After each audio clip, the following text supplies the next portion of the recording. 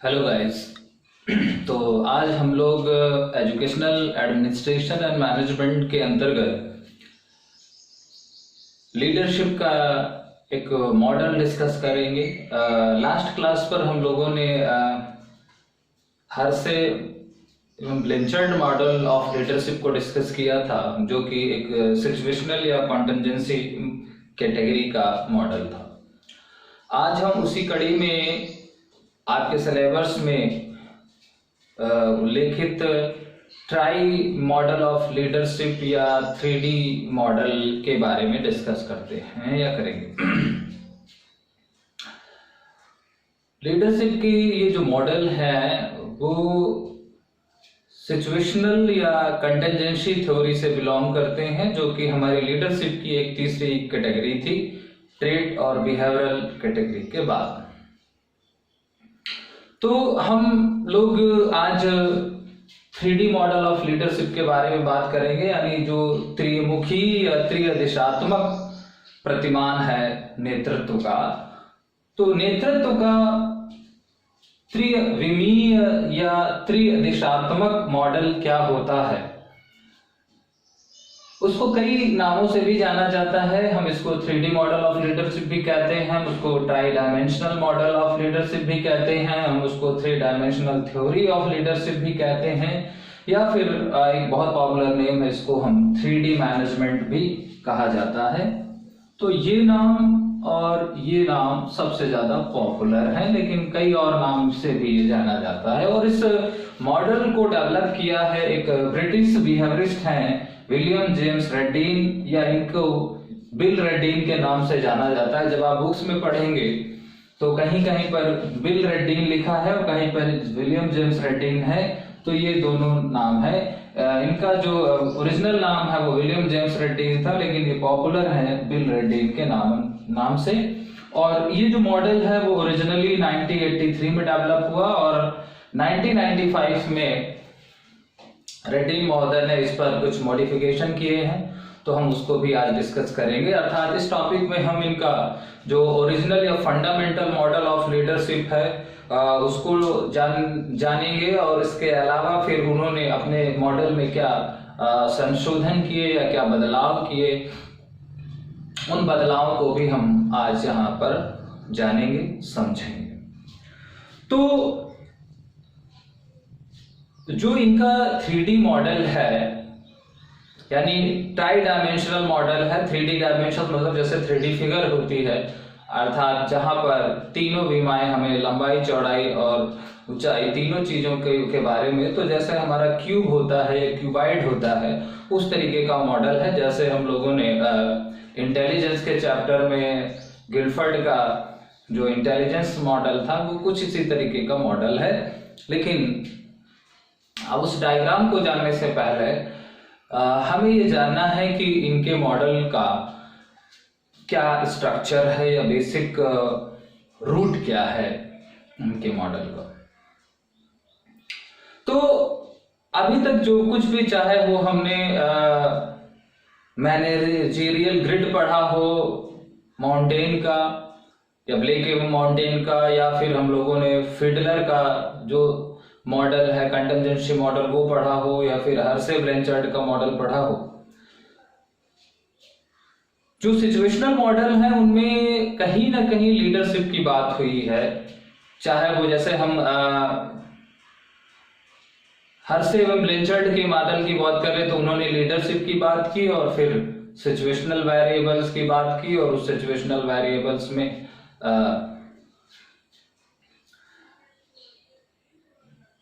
Job maturity और psychological maturity की बात की। इसी तरह से अगर हम फिडलर मॉडल की बात करें तो वहां पर भी लीडरशिप स्टाइल की बात हुई है, और उसके बाद दूसरे और वेरिएबल्स की बात हुई, चाहे वो हमारा लीडर सबऑर्डिनेट रिलेशनशिप हो, या फिर हमारा टास्क स्ट्रक्चर रहा हो, या फिर हमारा लीडर पोजीशन पावर रही हो। लेकिन एक चीज समझ में आई अभी तक कि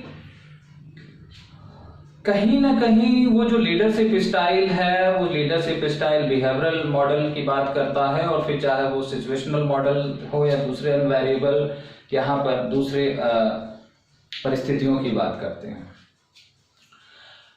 3D मॉडल का जो मेन सोर्स है वो है ब्लेक एवं माउंटेन का जो मैनेजरियल ग्रिड है, या जो हमारा प्रबंधकीय तंत्र सिद्धांत था या मैनेजरियल ग्रिड मॉडल था, जहां पर उन्होंने 81 टाइप्स की लीडरशिप की बात की थी, जिसमें से 5 तरह की लीडरशिप को उन्होंने बेसिकली आइडेंटिफाई किया था। हालांकि उनके ग्रिड में जो टास्क बिहेवियर था और रिलेशनशिप बिहेवियर था उसको उन्होंने 1 to 9 की कैटेगरी में डिवाइड किया, और 9 by 9 की जब एक मैट्रिक्स बनी तो टोटल 81 टाइप्स की लीडरशिप की पहचान की। तो इनका जो मॉडल है वो मॉडल का जो बेसिक सोर्स है वो बेसिक सोर्स है क्या? बेसिक सोर्स है मैनेजरियल ग्रिड। यानी पहली चीज जो मुख्य बातें हैं पहले वो समझ लेते हैं। तो इनके मॉडल का जो मेन सोर्स है वो क्या है? मेन सोर्स क्या है?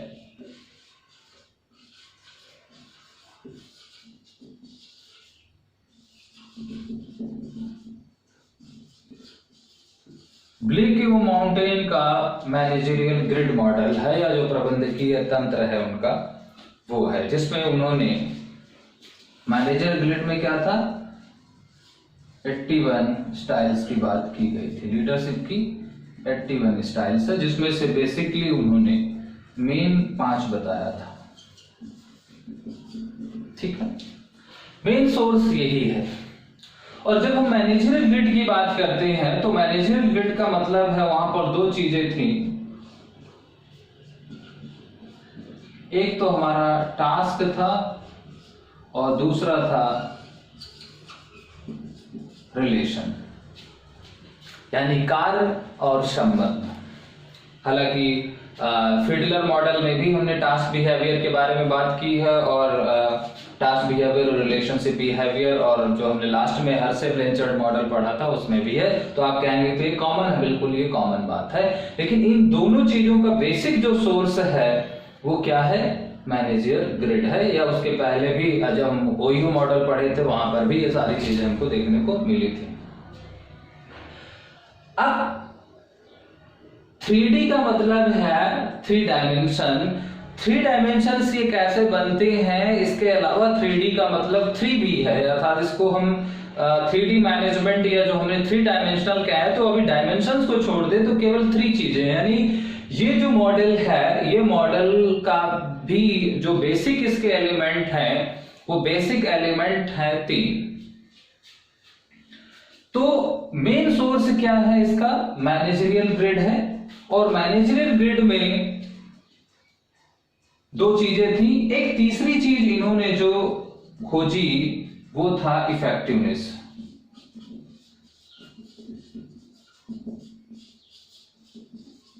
अब इन्होंने इनके जो यानी ये जो मॉडल है हमारा वो बेसिक 3 एलिमेंट्स पर बेस्ड है। बेसिक 3 एलिमेंट्स पर बेस्ड है। उन 3 एलिमेंट्स को हम कहते हैं टास्क ओरिएंटेशन, यानी इसको उन्होंने TU कहा। फिर है रिलेशनशिप ओरिएंटेशन,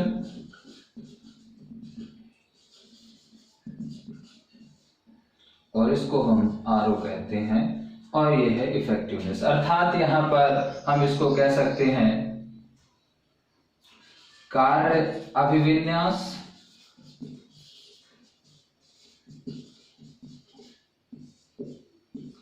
फिर यहां पर संबंध अभिविन्यास,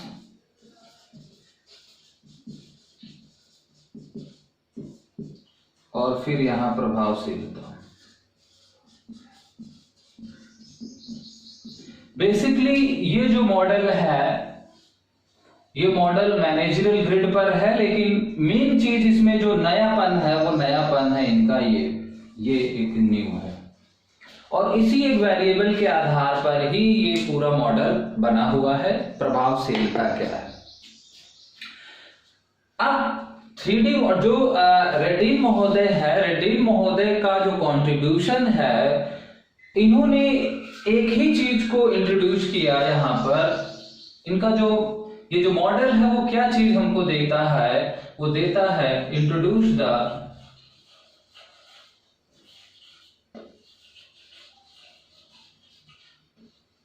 the concept of situational demand.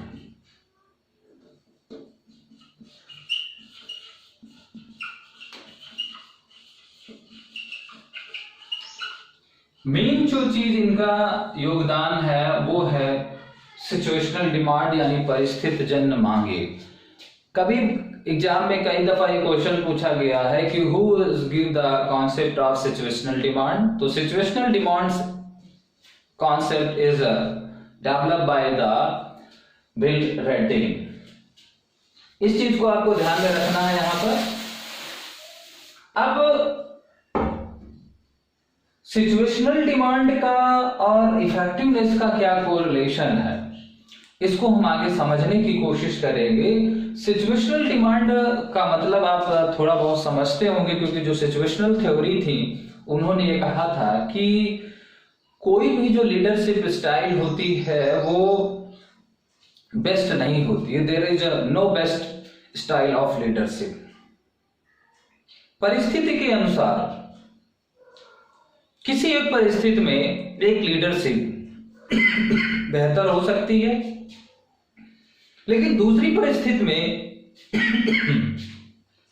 वही लीडरशिप इनइफेक्टिव भी हो सकती है। तो अर्थात कौन सी चीज प्रभावशाली है या कौन सी लीडरशिप स्टाइल प्रभावशाली होगी या कौन सी नहीं होगी, ये हम निरपेक्षता नहीं निर्धारित कर सकते हैं। एक व्यक्ति एक जगह अच्छा लीडरशिप कर सकता है, लेकिन उसी व्यक्ति को दूसरी जगह कर दिया जाए तो जरूरी नहीं कि वो उस सिचुएशन में अच्छी लीडरशिप कर पाए। तो लीडरशिप जो होती है वो परिस्थितिगत मांगों के सापेक्ष होती है। सिचुएशनल डिमांड का मतलब है कि वो जो ऑर्गेनाइजेशन है, उस ऑर्गेनाइजेशन की क्या सिचुएशन है और उसकी क्या डिमांड है।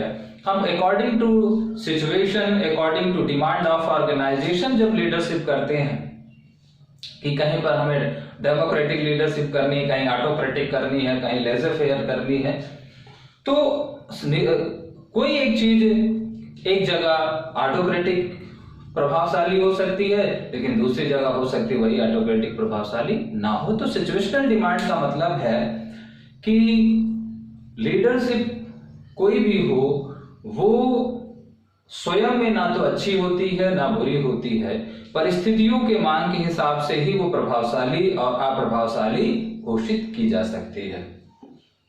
This is a concept of situational demand. अर्थात इनका मॉडल ये कहता है कि कोई भी लीडरशिप स्टाइल या तो प्रभावशाली होगी या अप्रभावशाली होगी। अगर वो किसी परिस्थिति में लागू की जाती है और वहां पर वो अच्छे परिणाम देगी तो उसको हम वहां पर प्रभावशाली मांगेंगे, लेकिन वही दूसरी जगह लागू की गई और वहां से उसने असंतोषजनक या अच्छे परिणाम हमको नहीं दिए तो वहां पर हम उसको एक अप्रभावशाली या एक अनइफेक्टिव या इनइफेक्टिव लीडरशिप स्टाइल कहेंगे। क्लियर? तो अभी तक हम लोगों ने इस मॉडल में क्या जाना। पहली बात, इस मॉडल को 1983 में डेवलप किया गया विल रेडिन के द्वारा। ये मॉडल बेसिक 3 कॉन्सेप्ट पर बेस्ड है, जिसमें से 2 कॉन्सेप्ट मैनेजरियल ग्रिड पर बेस्ड है। अर्थात इस मॉडल का जो बेसिक सोर्स या फंडामेंटल सोर्स है वो है ब्लेक माउंटेन मॉडल का मैनेजरियल ग्रिड सिद्धांत। दूसरा, इस मॉडल ने सिचुएशनल डिमांड का एक कॉन्सेप्ट दिया और वो सिचुएशनल डिमांड का कॉन्सेप्ट कहता क्या है कि कोई भी लीडरशिप परिस्थितियों के सापेक्ष इफेक्टिव और इनइफेक्टिव हो सकती है। अगर वो किसी सिचुएशन में अप्लाई की जाती है और वहां से उसने अच्छे रिजल्ट्स दिए तो हम उसको इफेक्टिव की कैटेगरी में रेट करेंगे, और अगर किसी सिचुएशंस में वो अप्लाई की गई और वहां से उसने सेटिस्फैक्टरी हमको रिटर्न नहीं दिया या सेटिस्फैक्टरी रिजल्ट्स नहीं मिले हमें, तो हम उससे उसी लीडरशिप को उस सिचुएशन में इनइफेक्टिव लीडरशिप की कैटेगरी में रेट करेंगे। अब जरा हम एक एक इनके जो एलिमेंट्स हैं उनको समझने की कोशिश करते हैं। पहले 2 एलिमेंट्स को समझते हैं, यानी टीओ और आरओ क्या है, और उसके बाद हम इफेक्टिवनेस को समझेंगे कि क्या होता है।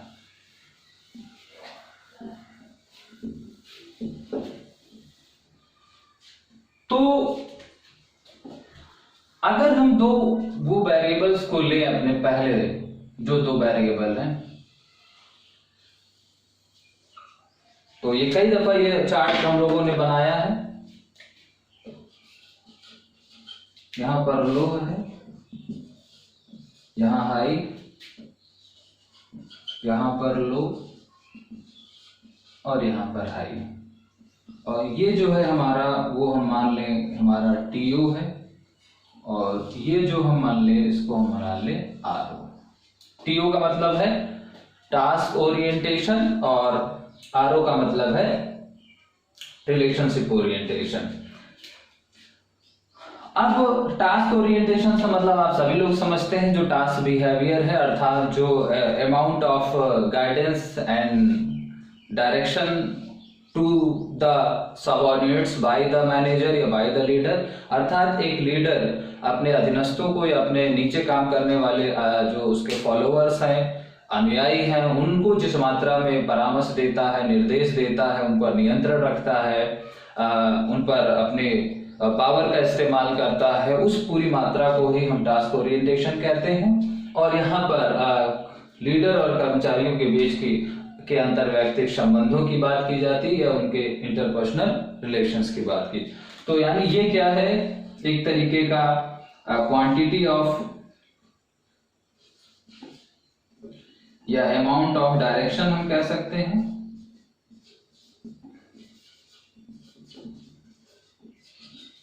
और ये क्या हो सकता है हमारा, अमाउंट ऑफ इंटरपर्सनल रिलेशनशिप। ये पहले भी हम पढ़ चुके हैं, इसमें कुछ नयापन नहीं है। अब ये लो हाई है, तो इससे क्या तरह है, यानी जब हम उसको मिलाया तो उन्होंने यहां से 4 तरह की लीडरशिप की बात की। 4 तरह की लीडरशिप की बात हुई। यहां पर पहला है सेपरेटेड, फिर यहां पर रिलेटेड, डेडिकेटेड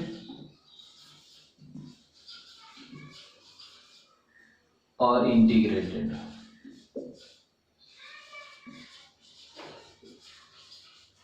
मान लेते हैं ये 1 है, ये 2 है, ये 3 है और ये 4 है।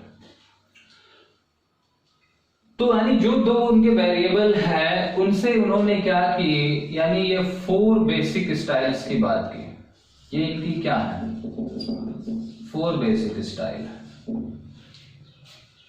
सेपरेटेड, डेडिकेटेड, इंटीग्रेटेड और रिलेटेड। अब ये लीडरशिप क्या होती है, जरा यहां पर हमको समझना है, क्योंकि अगर हम बेसिक लीडरशिप उनके समझेंगे तो ही उनके आगे के जो 3 डायमेंशंस के लीडरशिप स्टाइल निकलेंगे, हम उनको समझ पाएंगे। तो अब अगर हमें यहाँ पर इन चीजों को समझना है, तो मान लीजिए हम यहाँ पर क्या करते हैं, थोड़ा सा कंपैरेटिव लिखते हैं। सबसे पहले क्या है, सेपरेटेड स्टाइल, फिर मान लेते हैं डेडिकेटेड,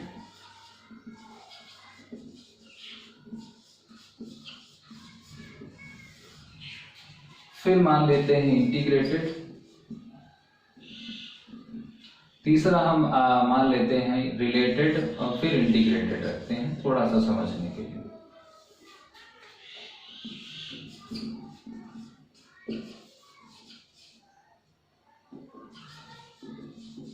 क्लियर?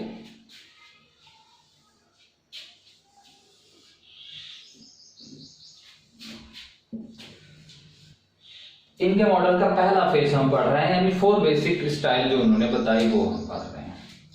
सेपरेटेड का मतलब है अलगाव, यानी विलगाव या विलगत प्रकृति। सेपरेटेड का मतलब है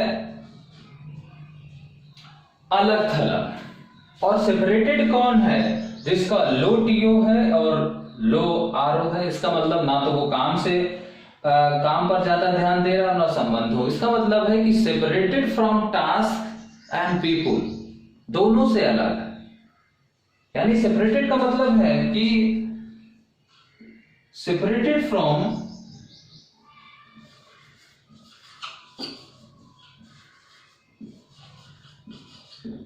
task and people,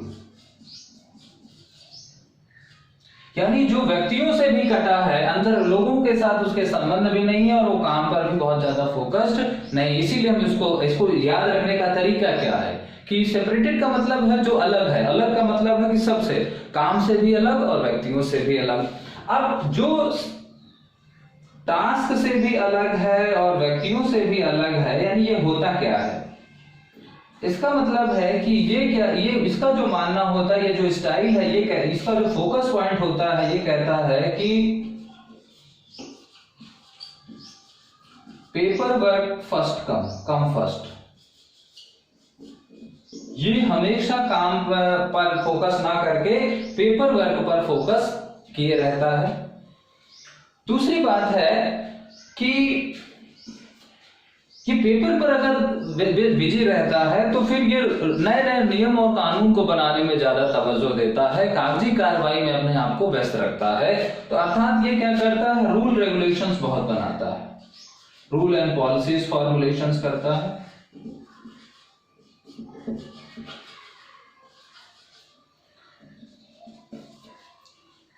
दूसरा, ये दूसरों पर चीजें वो जो नियम बनाता है, उन नियमों को क्या करता है, इम्पोज करता है दूसरों पर बनाकर। दूसरा, ये कुछ परिवर्तन करने की बात नहीं करता, चेंजमेंट्स नहीं करता है, not focus on changement, only focus on the maintenance of system. तो ये फोकस किस पर करता है, ओनली सिस्टम मेंटेनेंस पर, यानी ये परिवर्तन नहीं करता, ये जैसी व्यवस्था है उस व्यवस्था को बरकरार रखने की कोशिश करता है, उतना ही काम करता है जितना कि जो व्यवस्था है, ना व्यवस्था में कुछ बदलाव करता है, ना कुछ परिवर्तन करता है, ना कोई रिस्क लेता है, केवल जैसी व्यवस्था चल रही होती है उस व्यवस्था को बरकरार रखने की कोशिश करता है। इसके अलावा इसका और किसी चीज पर कोई ध्यान नहीं जाता है। तो सेपरेटेड का मतलब समझ में आया। दूसरा है डेडिकेटेड। डेडिकेटेड का मतलब है जो समर्पित है, मतलब डेडिकेटेड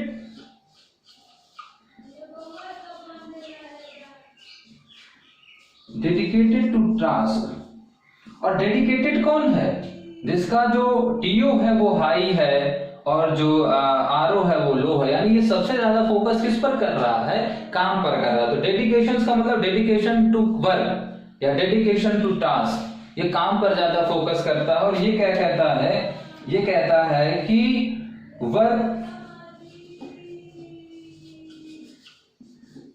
कम फर्स्ट, काम सबसे पहले। दूसरा, ये काम को सबसे ज्यादा महत्व देता है। दूसरा, ये पावर एंड रिस्पॉन्सिबिलिटीज को बहुत फोकस करता है। तीसरी बात, ये अपने सबऑर्डिनेट्स के साथ मिक्सअप नहीं होता है, not engage with, not take interest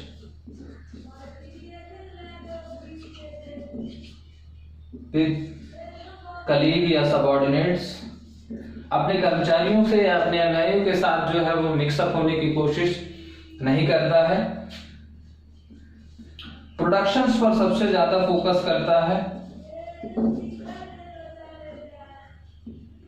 clear? तो हम उसको कहते हैं डेडिकेटेड। फिर है रिलेटेड यानी संबंधी। रिलेटेड का मतलब है कि emphasis on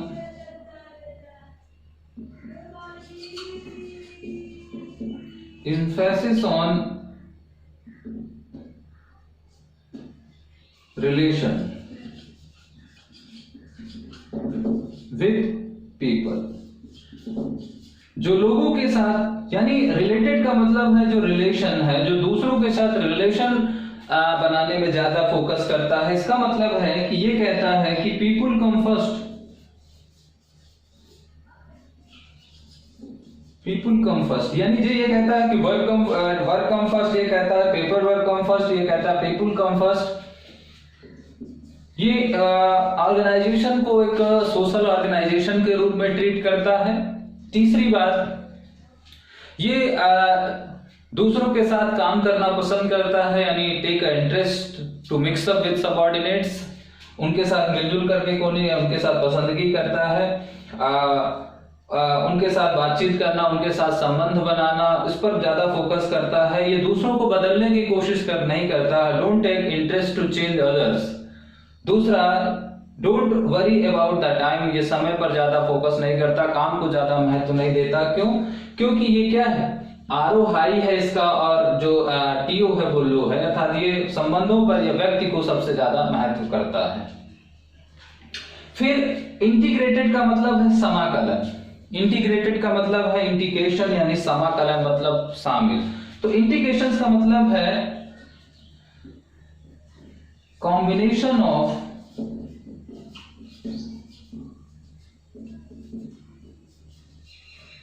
task and relation. दोनों चीजें हाई हैं, क्योंकि यहां पर ये क्या है, अगर हम इसको देखें तो ये क्या है, लो हाई है, दोनों लो हैं। ये क्या है, हाई लो की बात हो रही है, यहां पर दोनों हाई हाई हैं, और यहां पर क्या है, हाई एंड लो है, सॉरी लो एंड हाई।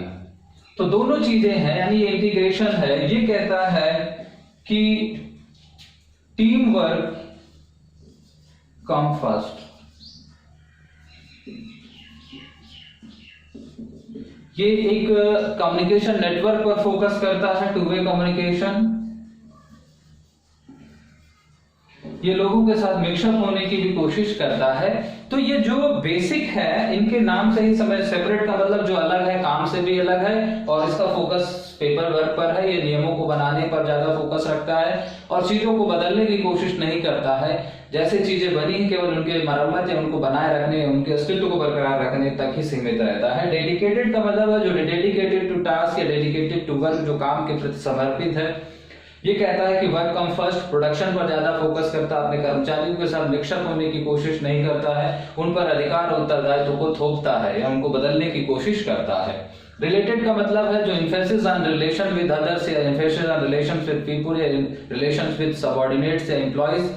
ये कहता है पीपल कम फर्स्ट, सबसे पहले व्यक्ति हैं, ये उनको बदलने की कोशिश नहीं करता है, ये समय का दबाव नहीं डालता है, ये एक सामाजिक तंत्र के रूप में संस्था को चलाने की कोशिश करता है। इंटीग्रेटेड का मतलब है कि कंट्रीब्यूशन या combination of task and relation, दोनों चीजों को बरकरार रखता है। और ये कहता है कि टीम स्पिरिट कम फर्स्ट या टीम वर्क पर कम फर्स्ट करता है। तो ये एक सिक्योर इन्वायरमेंट देता है कर्मचारियों को, लेकिन यहाँ पर ये क्या है, टीम वर्क बिल्डअप करता है। और ये जो इंटीग्रेटेड स्टाइल होती है, यही आइडियल जो हमारी लीडरशिप है उसके सबसे क्लोज्ड मानी जाती है। ठीक है, तो इसको हम कह सकते हैं कि क्लोज्ड या क्लोज टू आइडियल स्टाइल, उसके निकट है, आइडियल नहीं है लेकिन क्लोज टू आइडियल है, ये ध्यान रखें। तो ये 4 बेसिक लीडरशिप स्टाइल होती हैं। इस तरह की लीडरशिप की स्टाइल की चर्चा लगभग कई और मॉडल में भी हुई है, लेकिन सबका नाम अलग अलग है। जैसे हर्षे ब्लैंचर्ड में है कि भाई यहाँ पर क्या था, टेलिंग था, यहाँ सेलिंग था, यहाँ पार्टिसिपेटिंग था, यहाँ पर डायरेक्टिंग था या सपोर्टिंग था। तो इस तरह की चीजें और भी आई हैं, लेकिन अब इस मॉडल का जो हम पढ़ रहे हैं उसकी वजह क्या है, इस वजह से नहीं पढ़ रहे हैं जो इन्होंने बताया। अब हम आते हैं इस मॉडल के दूसरे पहलू पर। ये चीजें तो अभी तक सामान्य सी बात आपको पता चली।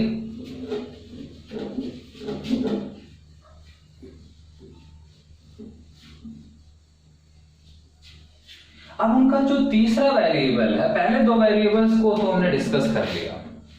अब जो उनका तीसरा वेरिएबल था, यानी इफेक्टिवनेस, क्या था, हम इसको जानते हैं, प्रभावशीलता। बाकी 2 की मीनिंग तो आप स्वयं से भी लिख सकते हैं। प्रभावशीलता का मतलब क्या है? प्रभावशीलता का मतलब है know what was result when used a particular style in a particular situation। मतलब जब भी कोई हम पर्टिकुलर स्टाइल, यानी ये जो बेसिक 4 स्टाइल हैं, इनमें से हम किसी भी एक पर्टिकुलर स्टाइल को किसी एक पर्टिकुलर सिचुएशन में अप्लाई करेंगे तो परिणाम क्या होगा, ये जानने की ability to know, ability to know what was results when we used a particular style in a particular situation। अर्थात जब हम किसी भी परिस्थिति में या किसी एक विशेष सिचुएशन में कोई एक विशेष स्टाइल को अप्लाई करते हैं तो उसका क्या परिणाम होगा या उससे क्या संभावित परिस्थितियां उत्पन्न होंगी या क्या रिजल्ट्स आएगा, इसको जानने की योग्यता को ही हम क्या कहते हैं, प्रभावशीलता कहते हैं। और जब हम किसी पर्टिकुलर एक स्टाइल को किसी एक पर्टिकुलर सिचुएशन में अप्लाई करते हैं तो अगर वो सिचुएशनल डिमांड से मैच कर जाती है तो इफेक्टिव हो जाती है या अप्रोप्रिएट हो जाती है, और अगर वो सिचुएशन इनअप्रोप्रिएट है तो फिर वो पर्टिकुलर स्टाइल जो है वो इनइफेक्टिव हो जाती है। तो प्रभावशीलता का मतलब है कि किसी एक विशेष स्थान पर या किसी एक विशेष परिस्थिति में किसी एक विशेष लीडरशिप स्टाइल को या किसी एक नेतृत्व शैली को लागू करने से जो उत्पन्न परिणाम को जान लेने की योग्यता या क्षमता को ही प्रभावशीलता कहते हैं। अब जब हम किसी भी सिचुएशन में किसी एक लीडरशिप स्टाइल को एम्प्लॉय करते हैं या अप्लाई करते हैं तो 2 चीजें हैं, या तो वो जो सिचुएशन है वो उस लीडरशिप के फेवरेबल होगी या अनफेवरेबल होगी, और अगर वो फेवरेबल है तो वो इफेक्टिव रिजल्ट्स देगी और अगर वो अनफेवरेबल है तो इनइफेक्टिव रिजल्ट्स होगी। तो इसका मतलब ये हुआ कि जब हम किसी भी एक लीडरशिप को या किसी भी एक स्टाइल को, कोई भी एक स्टाइल है और वो इंटरेक्ट करती है किसी सिचुएशन के साथ,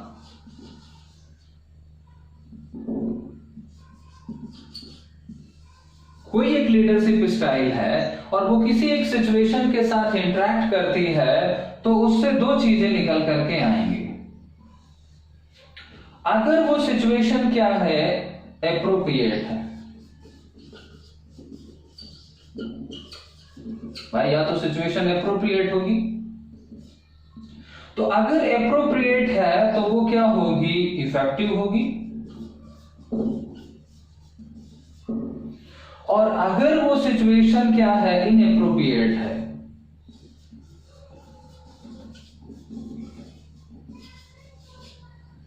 तो वो क्या होगी, इनइफेक्टिव होगी। This is the concept of effectiveness. तो इफेक्टिवनेस जो पता चलती है वो एब्सोल्यूट लेवल पर नहीं पता चलती। जब भी हम किसी लीडरशिप को किसी सिचुएशन में या कोई एक स्टाइल है किसी सिचुएशन में वो अप्लाई की जाती, लागू की जाती है, तो उससे या तो वो प्रभावशील इफेक्टिव कहलाएगी और या इनइफेक्टिव कहलाएगी। इसका मतलब है कि और ये इसका मतलब क्या है, ये हमारी 4 है। तो अब 4 है तो 4 का मतलब है कि अगर वो एप्रोप्रिएट सिचुएशंस में होंगी तो वो चारों इफेक्टिव होंगी, यानी उन चारों का जो है एक इफेक्टिव वर्जन होगा। अर्थात यहां पर क्या है, इन चारों का इफेक्टिव वर्जन क्रिएट होगा, और अगर यही चारों चीजें सिचुएशंस से इनएप्रोप्रिएट सिचुएशंस पर लागू हो गई तो इन्हीं चारों के क्या होंगे, यानी एक तरीके से यहां पर 4 वर्जन इसके बनेंगे और 4 वर्जन इसके बनेंगे। इसका मतलब है कि बेसिकली उन्होंने 4 तरह की स्टाइल्स की बात की है, लेकिन एक्चुअल में वो स्टाइल क्या है, 8 स्टाइल है। इसका मतलब है कि जो 3D मॉडल है वो 8 तरह की लीडरशिप स्टाइल की बात करता है, 12 तरह की नहीं। 4 बेसिक लीडरशिप स्टाइल है, लेकिन उन 4 बेसिक लीडरशिप स्टाइल से उन्होंने ड्राइव कितनी की, 8 तरह की लीडरशिप स्टाइल।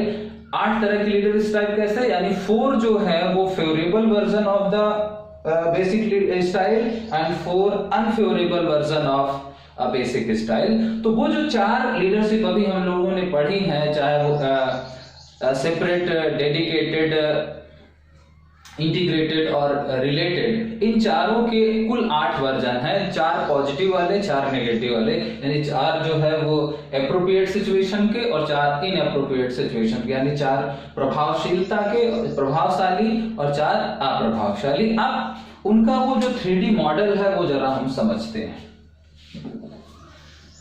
तो इफेक्टिवनेस समझ में आया क्या है? इफेक्टिवनेस है किसी एक सिचुएशन में किसी एक स्टाइल को लागू करने से प्राप्त परिणाम को जानने की योग्यता या प्राप्त परिणाम, और वो परिणाम संभावित कितने तरह के हो सकते हैं? 8 तरह के हो सकते हैं, जिसमें से 4 धनात्मक हैं और 4 ऋणात्मक हैं। अब 3D मॉडल जरा हम देखते हैं क्या है।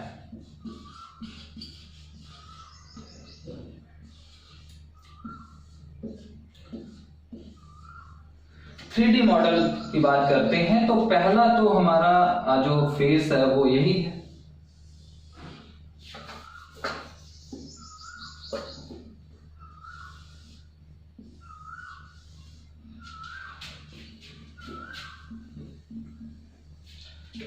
जो हमारी बेसिक स्टाइल है।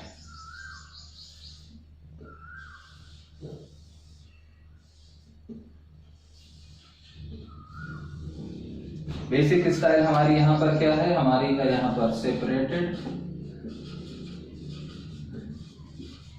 फिर है यहां डेडिकेटेड, इंटीग्रेटेड और रिलेटेड। अब इसका एक दूसरा मॉडल बना, यानी ये क्या है? हमारी बेसिक स्टाइल है।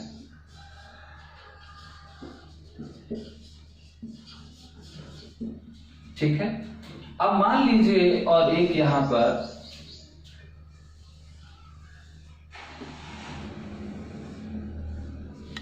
तो ये मान लीजिए हमारा रेयर प्लेन है, यानी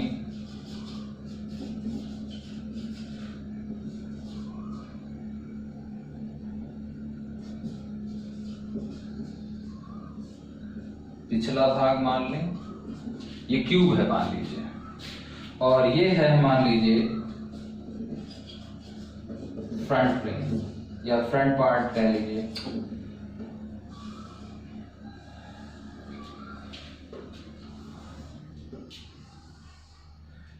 ये है एप्रोप्रिएट सिचुएशंस के लिए।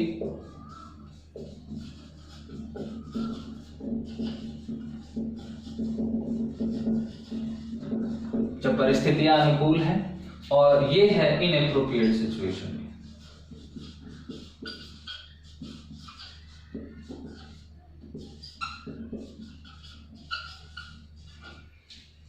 ठीक है। अब मान लीजिए ये हमारा 3D मॉडल है, तो यहां पर क्या है? हमारा ये बेसिक है। अब यहां पर क्या है? इधर की जो सिचुएशन है वो मोर इफेक्टिव है,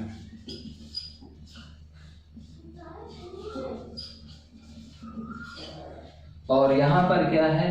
लेस इफेक्टिव या इनइफेक्टिव। क्लियर? ये जो पोर्शन है। अब चीजें अगर यहां पर है, तो अगर परिस्थितियां अनुकूल हैं और परिस्थितियां प्रतिकूल हैं, या उपयुक्त है और अनुपयुक्त है, तो अब यहां पर क्या चीजें बनेंगी? जैसे कि यहां पर सेपरेटेड है, या पहले मान लीजिए इंटीग्रेटेड है। तो इंटीग्रेटेड है तो उसका फेवरेबल पार्ट ये होगा, तो फेवरेबल पार्ट उन्होंने कहा कि भाई यहां पर क्या है? वो एग्जीक्यूटिव होगा, या इसी को उन्होंने डेमोक्रेटिक कहा या डेमोक्रेट कहा। फिर उन्होंने कहा कि भाई जैसे सेपरेटेड है तो इसका एग्जीक्यूटिव पार्ट है, तो दूसरा इसका एग्जीक्यूटिव पार्ट क्या होगा, या उसका निगेटिव पार्ट क्या होगा? कॉम्प्रोमाइजर। कॉम्प्रोमाइजर होगा। फिर मान लीजिए जैसे वो रिलेटेड है, तो रिलेटेड का मतलब है यहाँ पर वो उन्होंने कहा कि वो डेवलपर होगा, और अगर डेवलपर पॉजिटिव है तो उसका फिर नेगेटिव एस्पेक्ट क्या होगा, यानी यहां पर उसको उन्होंने कहा मिशनरीज है, मिशनरी है। फिर मान लीजिए डेडिकेटेड है। डेडिकेटेड का मतलब है यहाँ पर जो काम को बहुत ज्यादा महत्व दे, या डेडिकेटेड है जो काम को बहुत महत्व देता है। तो अगर उसको हम पॉजिटिव एस्पेक्ट देखें तो वो क्या है, मान लीजिए हम सेपरेट को लेते हैं, तो सेपरेट का मतलब है कि वो यहाँ पर अलग थलग है। तो यहाँ पर उन्होंने कहा कि वो क्या है,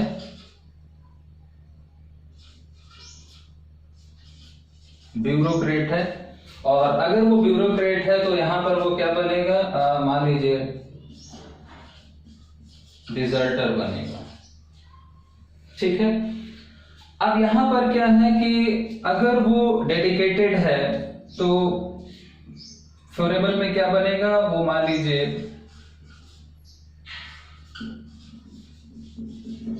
बेनेवोलेंट ऑटोक्रेटिक बनेगा। और यहां पर अगर वो अनफेवरेबल है तो क्या बनेगा, ऑटोक्रेट बनेगा, ठीक है। This is a 3D model. ये उसका ये मिडिल पार्ट है, ये फ्रंट पार्ट है। ये फ्रंट पार्ट का संबंध किससे है, यानी जब चीजें क्या हो, अनुपयुक्त हो।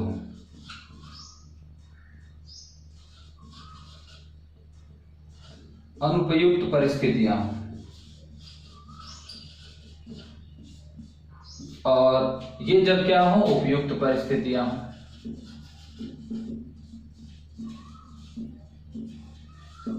कहने का तात्पर्य क्या है कि ये जो हमारी चार ये जो मौलिक स्टाइल होती हैं, ये तो होती हैं, लेकिन जब व्यक्ति किसी इन चार मौलिक स्टाइल में से कोई एक स्टाइल को किसी जो परिस्थितियों के अनुकूल वो इस्तेमाल कर लेता है, तो वो जो स्टाइल बनती है, वो जो सिचुएशनल डिमांड होती है, अगर उस डिमांड के अकॉर्डिंग रहता है और बहुत अच्छा करता है, तब वो उसकी लीडरशिप स्टाइल क्या हो जाती है, एग्जीक्यूटिव हो जाती है।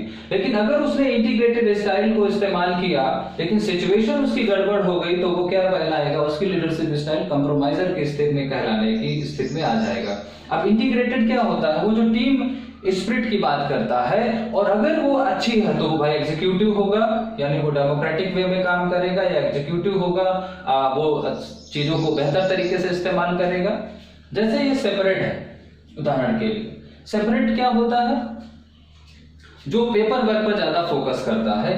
लेकिन अब पेपर वर्क ज्यादा फोकस करता है, रूल एंड रेगुलेशंस को ज्यादा फॉलो बनाता है, लेकिन अगर वो सिचुएशन के अकॉर्डिंग अप्रोप्रिएट लागू कर दिया तो वो क्या कहलाएगा, ब्यूरोक्रेट। ब्यूरोक्रेट का मतलब क्या है, नौकरशाह। यानी नौकरशाह वो होता है जो नियमों को प्रभावशाली ढंग से लागू करता है और उनका अनुपालन करवाता है, यानी ये नौकरशाही है। तो लेकिन अगर वो सही तरीके से उसको काम नहीं करे तो वो क्या, डिजास्टर्स का मतलब क्या है, यहाँ पर भगोड़ा। भगोड़ा। मिशनरी का मतलब है प्रचारक। आप समझ लीजिए। जैसे रिलेटेड का मतलब है जो ये कहता है कि work come first, sorry people come first या पर्सन कम फर्स्ट, वो ये होता है लोगों से मिलना जुलना या उनके साथ संबंध बनाना, उनको परिवर्तन ना करना, यही उस पर काम करता है। वही चीज क्या होता है, अगर वो सिचुएशन में फिट बैठ गया तो वो डेवलपर बन जाएगा। वही क्या बनेगा, वो डेवलपर बन जाएगा। और डेवलपर क्या होता है, चीजों को विकसित करने की कोशिश करता है, उनको और एक्सप्लोर करने की कोशिश करता है, उनकी योग्यता का विकास करवाता है अपने परिस्थिति, अपने क्रियाकलापों के द्वारा। लेकिन अगर वही सिचुएशंस के विपरीत आ गया या अनुपयुक्त परिस्थिति में लागू होगा तो वही रिलेटेड क्या बन जाएगा, मिशनरी, यानी केवल प्रचारक होगा, यानी अपना एक प्रोपोगंडा वो फैलाएगा, ठीक है, लोगों के साथ संबंध बनाने, गॉसिप करेगा, कोई काम नहीं करेगा। तो यानी यहां पर अगर हम बात करें तो ये जो है ये हमारी इससे रिलेटेड होगी अगर फेवरेबल सिचुएशन है, और अगर अनफेवरेबल है तो इससे रिलेटेड करेगी। जैसे इंटीग्रेटेड है तो इंटीग्रेटेड का संबंध किससे होगा, फेवरेबल में इससे होगा और अनफेवरेबल में इससे होगा। सेपरेट है तो अगर अनफेवरेबल है तो उसका संबंध डिजास्टर से होगा, लेकिन अगर फेवरेबल है तो उसका संबंध इससे होगा। डेडिकेटेड है तो उसका संबंध इससे होगा, और अगर अनफेवरेबल है तो वो ऑटोक्रेटिक होगा। तो बेसिकली जब हम इस मॉडल को देखते हैं तो यही हमारा क्या है, 3 डायमेंशन मॉडल है, जिसमें से ये पार्ट क्या है, मिडिल का है। ये जो बेसिक स्टाइल है ये क्या है, मिडिल पेन है। ये रियर है मतलब पिछला भाग है, और ये फ्रंट का है यानी अगला भाग है। तो ज्यादातर चीजें क्या होती है, फ्रंट पर इनएप्रोप्रिएट होती हैं। तो ये फ्रंट पार्ट है, ये मिडिल पार्ट है, और ये पिछला पार्ट है। ये हमारा बेसिक स्ट्रक्चर, इसी से संबंधित ये चीजें निकल करके आती हैं। तो अब ये मॉडल हमसे क्या कहता है, ये मॉडल हमसे कहता है, अगर हम इस मॉडल को देखें, इस पूरे 3D मॉडल को, यानी जो ये 3D मॉडल है, दिस इज अ 3 डायमेंशन, ठीक है। चूंकि हम इसको क्यूब फॉर्म में ड्रॉ नहीं कर सकते इसलिए इसको अलग अलग, लेकिन अब इसको हम ड्रॉ करेंगे, मिक्स कर देंगे, अगर मिला दें तो ये 3D बन जाएगा। अब इस मॉडल के कंक्लूजन्स पर अगर हम बात करें तो वो कंक्लूजन्स क्या क्या निकल रहे हैं। कंक्लूजन्स ये निकल रहे हैं कि जो परिस्थितियों के हिसाब से जब भी किसी लीडरशिप को हम किसी परिस्थिति से इंटरेक्ट कराते हैं तो वो लीडरशिप या तो इनएप्रोप्रिएट होगी या इनएप्रोप्रिएट होगी। और अगर वो परिस्थितियों के साथ एप्रोप्रिएट है तो हम जो उसका रिजल्ट है हम उसको इफेक्टिव की कैटेगरी में कंसीडर करेंगे, और अगर वो इनएप्रोप्रिएट है तो उसको हम इनइफेक्टिव कहेंगे। दूसरी बात, कोई भी एक लीडरशिप एक सिचुएशंस के लिए अच्छी हो सकती है, लेकिन दूसरे सिचुएशंस के लिए वो बुरी हो सकती है, और तब उसका नाम बदल जाएगा। तीसरी बात, ये मॉडल हमसे किस तरह की, कितने प्रकार की लीडरशिप की बात करता है। ये मॉडल हमसे 8 प्रकार के लीडरशिप की बात करता है। 4 बेसिक है, लेकिन ये जो हमारी, यानी ये 4 क्या है, इफेक्टिव वर्जन है, और 4 इनइफेक्टिव वर्जन है या नॉन इफेक्टिव वर्जन है। तो इसको हम लोग इरेज करते हैं, जरा आगे इसमें समझते हैं। तो यहाँ पर आपको समझना क्या है, यहाँ पर समझना आपको क्या है, एक चीज समझनी है कि जो हमारी बेसिक है, भाई हमारे पास क्या है, हमारे पास बेसिक स्टाइल है, फिर हमारे पास क्या है, इफेक्टिव वर्जन है,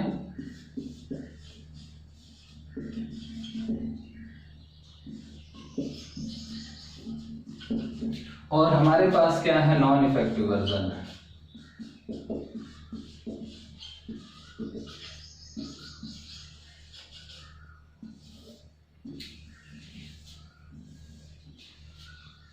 नॉन इफेक्टिव वर्जन है।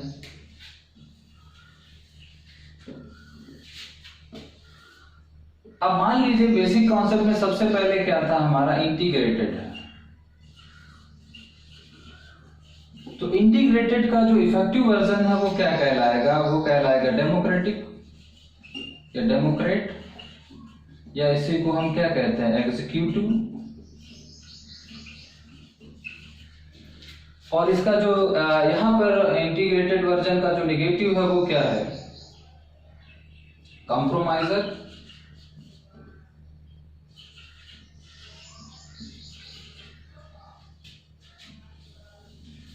दूसरी बात है कि भाई मान लीजिए यहां पर सेपरेटेड है, तो सेपरेटेड का क्या मतलब है, जो ब्यूरोक्रेट्स है। अगर अच्छा है तो वो क्या कहलाएगा, ब्यूरोक्रेट स्टाइल कहलाएगा, और अगर वो बुरा है तो क्या कहलाएगा, यहाँ पर डिजास्टर यानी भगोड़ा।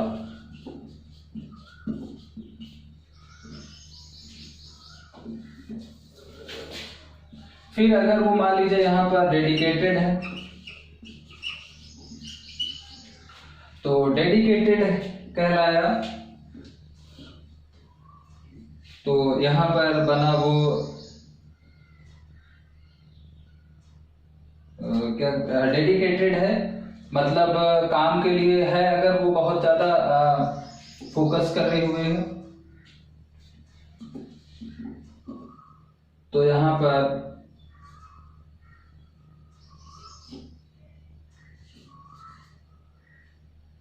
बेनेवोलेंट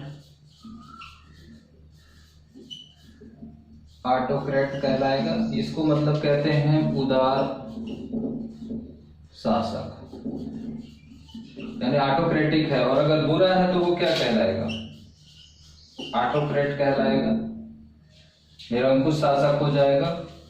और फिर यहाँ पर है अगर वो रिलेटेड है तो यहाँ पर वो डेवलपर कहलाएगा। और यहाँ पर क्या कहलाएगा? मिशनरीज कहलाएगा, यानी प्रचारक कहलाएगा। तो एक तरीके से ये नेगेटिव एस्पेक्ट है और ये पॉजिटिव एस्पेक्ट है। तो ये यानी हमारी क्या है? 8 स्टाइल हैं 3D मॉडल की। तो बेसिकली 3D मॉडल इन्हीं 8 तरह की लीडरशिप स्टाइल के बारे में बात करता है। इंटीग्रेटेड का हमने मीनिंग यहाँ पर, इनका मीनिंग निकाला जा सकता है, लेकिन इनका मीनिंग क्या है? इन्हीं का एक्सट्रीम वर्जन। इंटीग्रेटेड का मीनिंग हमने बता दिया था, सेपरेट, डेडिकेटेड। तो इन्हीं फंडामेंटल्स को जरा और रिफाइन कर दिया जाए जब पॉजिटिव वे में, तो वही क्या है? यानी इंटीग्रेटेड एग्जीक्यूटिव कौन है? इंटीग्रेटेड का अपडेटेड वर्जन है। ब्यूरोक्रेट्स क्या कहलाएगा? जो सेपरेटेड है तरह का व्यक्ति है, उसी को जब एक्सट्रीम अच्छा कर दें हम थोड़ा सा तो वो ब्यूरोक्रेट कहलाएगा। डेडिकेटेड है, जब इसी को हम और अच्छा कर दें तो बेनेवोलेंट ऑटोक्रेटिक यानी उदार शासक कहलाए। लेकिन इसी को बुरा कर देंगे तो वो बहुत निरंकुश शासक हो जाएगा। ऑटोक्रेट का मतलब क्या है? निरंकुश। जैसे रिलेटेड है, वो रिलेटेड क्या होता है? इसका मीनिंग हम लोगों ने पहले देखा, जो लोगों के साथ संबंध बनाने पर ज्यादा जोर देता। अब उसी संबंध बनाने को ज्यादा अच्छा प्रोडक्टिव कर देंगे तो डेवलपर की कैटेगरी में आ जाएगा, और अगर उसी को बुरा कर देंगे तो मिशनरीज में आ जाएगा, यानी प्रचारक, केवल प्रोपेगेंडा फैलाने वाला व्यक्ति होगा, गॉसिप्स करेगा। तो बेसिकली ये जो मॉडल है 3 डायमेंशंस मॉडल क्यों कहा गया? ये कहता है कि जब हम कोई भी बेसिक स्टाइल को किसी सिचुएशंस में अप्लाई करते हैं तो उस एप्लीकेशन से 2 तरह की परिस्थितियां उत्पन्न हो सकती हैं, वो फेवरेबल और अनफेवरेबल। और वही जो 4 बेसिक हैं उन्हीं के 4 फेवर वर्जन या उसी के जो इफेक्टिव वर्जन है वो हो सकते हैं, या मोर इफेक्टिव वर्जन हो सकते हैं, और एक तरीके से लेस इफेक्टिव वर्जन या जहां पर वो कम प्रभावशाली है।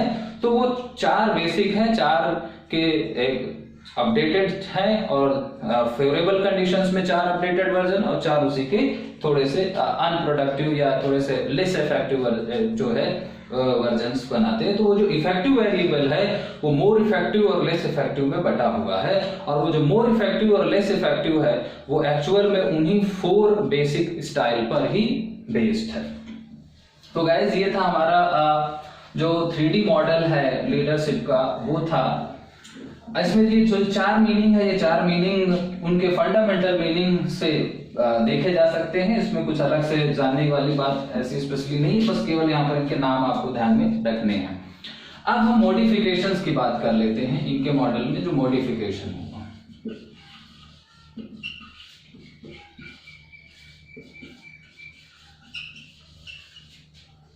Modification in 3D model 1995। अभी तक इनका जो फंडामेंटल मॉडल था उसने केवल एक ही वेरिएबल पर बात की, और वो था लीडरशिप टास्क।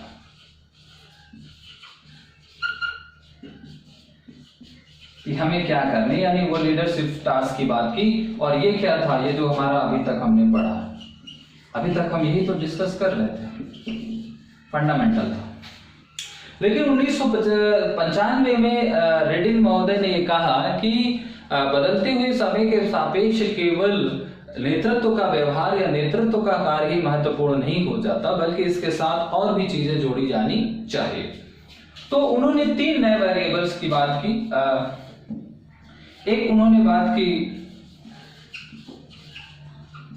लीडरशिप विजन की बात की, दूसरी बात उन्होंने की लीडरशिप गोल की बात की, और तीसरी जो बात की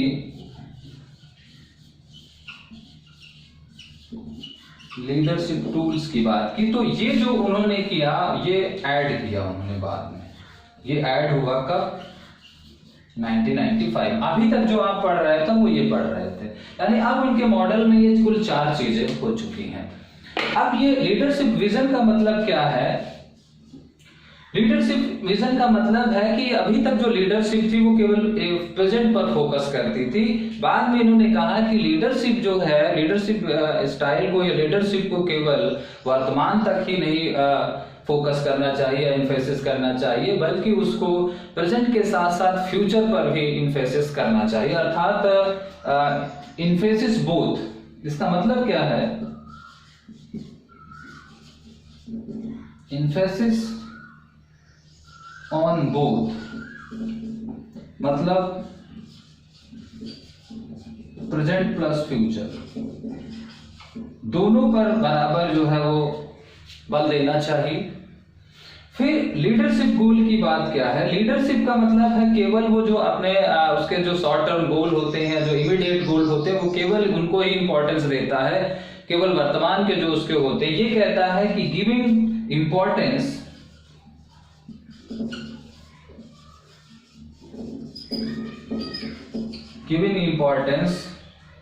both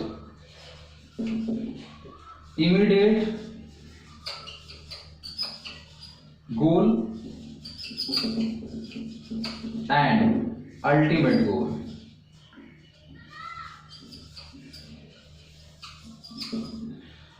Giving equal importance both immediate goal and ultimate goal, मतलब जो आपके कंटेम्परेरी गोल है उनके साथ साथ जो आपके फाइनल गोल है उनको, यानी अल्पकालिक उद्देश्यों के साथ साथ जो दीर्घकालिक आपके उद्देश्य हैं उन उद्देश्यों को भी उतना ही महत्व देना जाना चाहिए लीडरशिप के अंदर। यानी ये जो मॉडिफिकेशन है ये कहीं ना कहीं लीडरशिप बिहेवियर को एक एक्सटेंशन प्रोवाइड करने के लिए था, विस्तार देने के लिए था। एक तरीके से ये लीडरशिप के नए डायमेंशंस उन्होंने डेवलप किए थे। और फिर लीडरशिप टूल के बारे में उन्होंने यहाँ पर क्या किया? स्ट्रक्चरल सेटअप्स की बात की।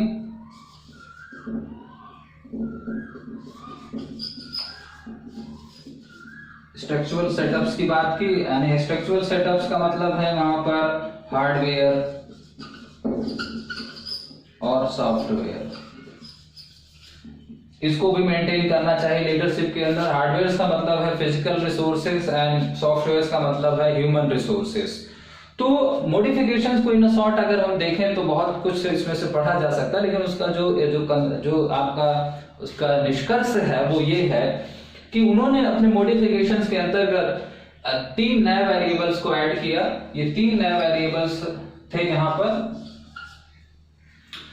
क्योंकि पहला जो उनका मॉडल था, परंपरागत मॉडल था, वो केवल एक ही वेरिएबल पर फोकस्ड था, केवल लीडरशिप टास्क के बारे में उसने बात की। फिर 3 जब उन्होंने नए वेरिएबल जोड़े, लीडरशिप विजन, लीडरशिप गोल और लीडरशिप टूल। लीडरशिप विजन का मतलब ये है कि एक लीडर को वर्तमान पर ही केवल ध्यान नहीं देना चाहिए, बल्कि वर्तमान के साथ साथ उसको अतीत पर भी उतना ही महत्व या फोकस करना चाहिए। अर्थात वर्तमान और अतीत, वर्तमान और भविष्य दोनों को साथ लेकर के चलना चाहिए, अतीत नहीं, प्रेजेंट एंड फ्यूचर दोनों को जो है दोनों पर इन्फोसिस रखना चाहिए। दोनों पर लीडर को एक दृष्टि बना करके रखना चाहिए।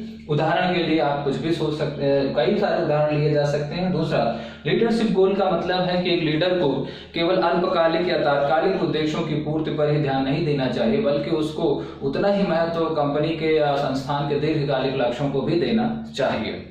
तो उनको भी ध्यान में रखना चाहिए। केवल तात्कालिक जरूरतों को या तात्कालिक उद्देश्यों पर ही ध्यान नहीं रखना चाहिए, बल्कि उनको भी उतना ही महत्व, अल्पकालिक उद्देश्यों के साथ साथ दीर्घकालिक उद्देश्यों को भी महत्व दिया जाना चाहिए। और फिर लीडरशिप रूल्स की बात की है कि एक लीडर को अपने ऑर्गेनाइजेशन में स्ट्रक्चरल सेटअप भी या संसाधन जो एक तंत्र है या व्यवस्था उसको भी बरकरार रखना चाहिए। और इसके लिए उसको अपने संसाधनों को 2 भागों में बांट करके विचार करना चाहिए, हार्डवेयर और सॉफ्टवेयर। हार्डवेयर के अंदर जितने भी फिजिकल रिसोर्सेज है, जो भौतिक संसाधन है, उन पर फोकस करना चाहिए।